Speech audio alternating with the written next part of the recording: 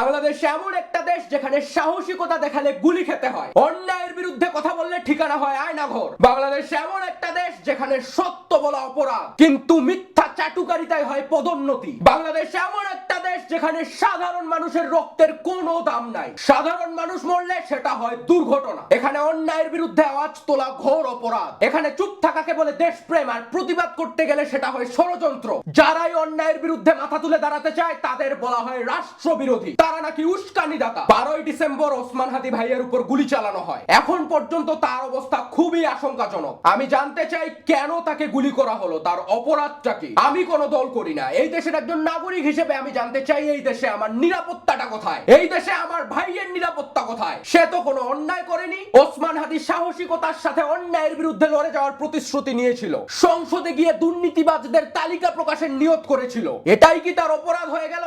আমি রাজনীতি বুঝি না, আমি জানতে চাই রাষ্ট্র তাকে কেন নিরাপত্তা দিতে পারলো না? এমনে আর কতদিন? আমরা এমন একটা দেশে থাকি যেখানে বাড়ি থেকে বের হলে আমি যে আবার বাসায় ফিরবো এর কোনো নিশ্চয়তা নাই। মাথার উপর ইট পড়বে আমার, মেন হলের ভিতরে ঢুকে মরবো আমি। দুর্নীতিবাজের নেশাখোর ছেলে আসে আমার উপর দাড়ি উঠাই দিবে, কিন্তু আমার কিচ্ছু করার নাই। একটা দেশ চলে সাধারণ মানুষের টাকায়, কিন্তু এই দেশের সাধারণ মানুষের জীবনের কোনো দাম নাই। আমার কথা হচ্ছে, তোদের কত টাকা লাগবে? হারামের টাকা খায় যে এত বড় একটা পেট বানাইছস, একটা লাথি মারলে তো পেটটা ফাটে যাবে। ক্ষমতার নেশায় এদেশের কিছু মানুষকে দানব বানায় ফেলছে, গদিতে বসলে কারোই আর হুঁশ থাকে না। এই দেশের একটা সেক্টরও ঠিক নাই, কোথাও শান্তি নাই। শিক্ষা ব্যবস্থা বানাইছে রে একদম ওয়ার্ল্ড ক্লাস। ওরা কিন্তু ঠিকই ওদের পোলাপানকে ইংলিশ মিডিয়ামে পড়ায় বাইরে পাঠায় দিবে, আর দেশের সাধারণ পোলাপান এই ফালতু কারিকুলামে পড়াশোনা করে বছরের পর বছর বেকার বসে থাকবে। কিন্তু এমনে আর না, 2026-এ আমরা এক নতুন বাংলাদেশ দেখতে চাই। দেখো বস, কেউ একা কিছু করতে পারবে না। অন্যায়ের বিরুদ্ধে আমাদের সবাইকে একত্র হতে হবে। ক্ষমতার সামনে সত্যকে ধামাচাপা পড়তে দেওয়া যাবে না। আমরা যখন সত্যের সাথে থাকবো,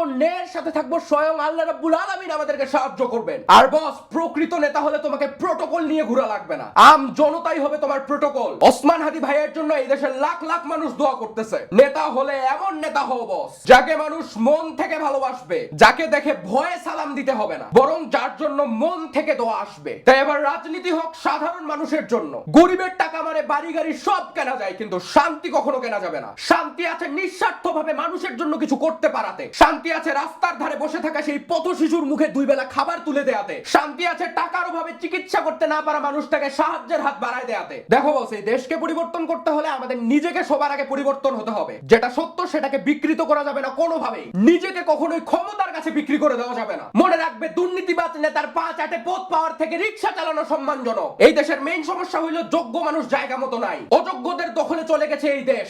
দেখো বস, দেশটা আমাদের সবার, এই দেশ কারো বাপের না। তাই যখনই আশেপাশে দুর্নীতিবাজরা মাথা তুলে দাঁড়াতে চাইবে, তোমার আমার সাহসী কণ্ঠস্বর যেন ধ্বংস করে দেয় এই কাপুরুষগুলাকে। আরে মানুষের 5 আটা দাস হয়ে 100 বছর বাঁচার থেকে বীরের মতো একদিন বাঁচে দেখো। ভয় কিসের ভয়? জন্ম মৃত্যুর ফয়সালাকারী তো একমাত্র আল্লাহ তাআলা। ভয় করব শুধু এক আল্লাহকে। আর মৃত্যু তো মুমিনদের জন্য উপহার রে। মরতে তো একদিন হবেই সবাইকে, কিন্তু কেউ মরবে কাপুরুষ হিসাবে, আর কেউ বীরের বেশে। অন্যায়কে, মিথ্যাকে, জুলুমকে রুখে দেওয়ার এটাই সেরা সময়। সবাই মিলে আমরা একদিন বিশ্ব মঞ্চে মাথা তুলে দাঁড়াবো ইনশাআল্লাহ। আর এক ওসমান হাদিকে মারলে ঘরে ঘরে ওসমান হাদির জন্ম হবে। এই জমিনে সত্য একদিন প্রতিষ্ঠা হবেই ইনশাআল্লাহ। আর আমরা সবাই ওসমান হাদি ভাইয়ের জন্য মন থেকে দোয়া করি, আল্লাহ তাআলা দ্রুত তাকে আমাদের মাঝে ফিরিয়ে দিক। আল্লাহ হাফেজ।